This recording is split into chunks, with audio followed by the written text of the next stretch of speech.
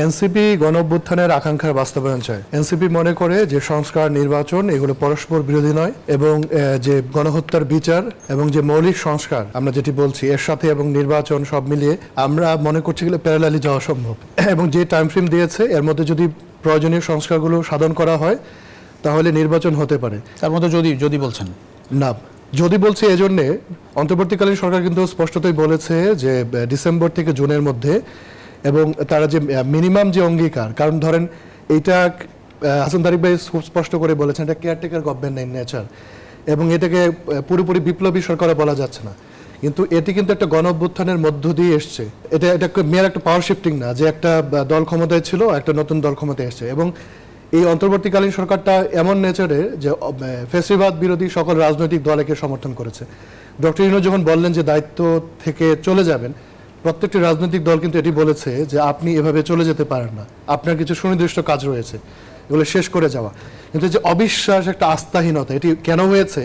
গত 16 বছরে যেহেতু সুষ্ঠু নির্বাচন হয়নি এবং বাংলাদেশের মৌলিক সমস্যা হয়ে দাঁড়িয়েছে যে ক্ষমতা হস্তান্তর শান্তিপূর্ণভাবে হয় কিনা, তো আমাদের এই ধরনের কোনো হিস্ট্রি নাই। প্রত্যেকবার আমাদের আইদার কেয়ারটেকার গভর্নমেন্টের আশ্রয় নিতে হয়েছে, আর পূর্ববর্তী সময়ে মিলিটারি বিভিন্ন সময় টেক ওভার করেছে, মানে একটা হসপস অবস্থা। এবং বাংলাদেশের মানুষ এটিও জানে না বা রাজনৈতিক দল এটিও জানে না যে নির্দিষ্ট করে কবে নির্বাচন হবে। এটা অনেক দিনের সমস্যা।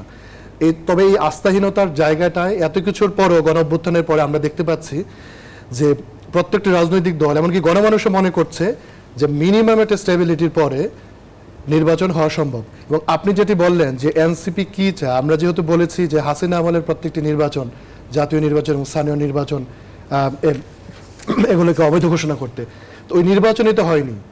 14 থেকে শুরু করে 18-24-এ আপনারা 15-17 বছর নির্বাচন নিয়ে কিছু বলেছিলেন? জি, অভ্যুত্থানের আগে 15-17 বছর নির্বাচন নিয়ে কোনো কথা বলেছিলেন? আমরা যারা রাজনৈতিক কর্মী, আমরা যারা মাঠে ময়দানে কাজ করেছি, আমরা প্রত্যেককে নির্বাচনের জন্য বলেছি, কারণ আমরা তো ভোট দিতে পারিনি।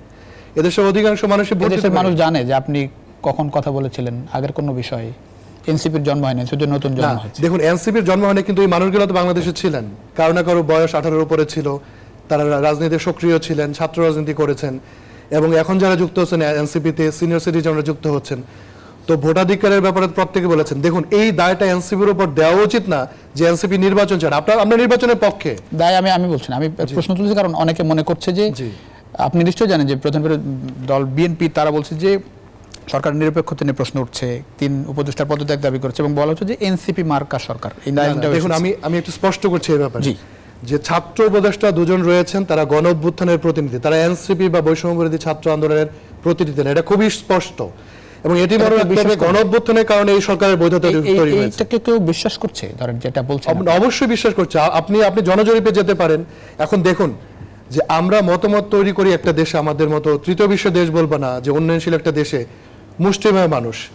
এই ক্ষেত্রে আমরা ধরেন মার্কিন যুক্তরাষ্ট্র সহ যুক্তরাজ্যের কথা যদি বলি, সেখানে গণতান্ত্রিক প্রতিষ্ঠান কাঠামোগুলো তো অনেক বেশি উন্নত। না, আমি একটু ধরেন এই 9 মাস যে টাইম গেল, এই 9 মাস তো তাদের পদত্যাগ কেউ চায়নি, চেয়েছে, এখন কেন চাচ্ছে বলে মনে হয়? কোন লজিক আপনারা খুঁজে পান? না, দেখুন, রাজনৈতিক দলগুলো তো খুব সুস্পষ্টভাবে চাচ্ছে নির্বাচন হোক। এখন বিএনপি, জামাত সহ অন্যরা তারা তো চাবেনি একটা নির্বাচনের মধ্য দিয়ে তারা ক্ষমতাসীন এবং দেশ পরিচালনা করে, খুব বৈধ চাওয়া।